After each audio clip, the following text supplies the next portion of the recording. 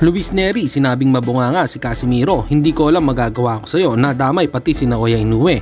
Ito ang pag-usapan natin. Pero bago ang lahat, subscribe po ng channel ko. Huwag niyo na rin kalimutan i-click ang notification bell para lagi kayong una sa balita. Balita sa mga pambato na isasalang pasabog na video, lahat yan nandito.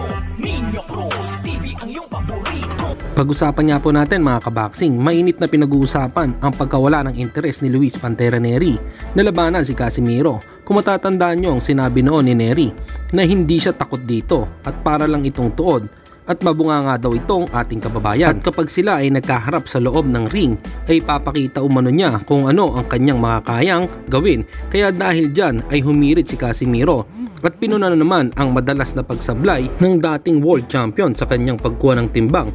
Pero pinahayag pa din niya na kahit ganon basta magpirmahan na lang sila ng kontrata para mag-toss sila.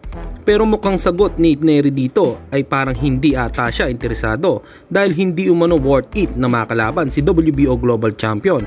Bagay na hindi naman kapani-paniwala, hindi naman sa pagiging bias dahil kababayan natin si Casimiro, pero imposible naman yatang hindi sapat ang pagiging kampiyon niya para sabihin ni Luis Nery na wala siyang mapapala kapag papatol siya sa ating pambato.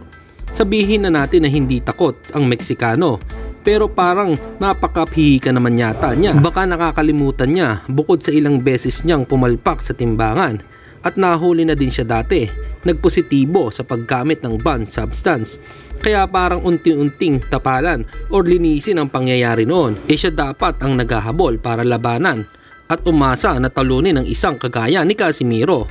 Sa totoo lang, hindi ako gaanong kumbinsido doon sa takot daw di umano si Naoya Inoue.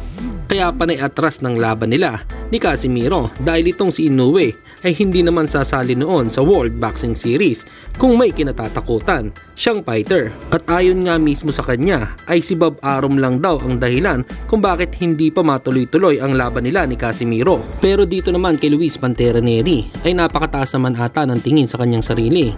Kahit pa ang mismong si Casimiro ang lumalapit ayaw pa din niyang pumalag.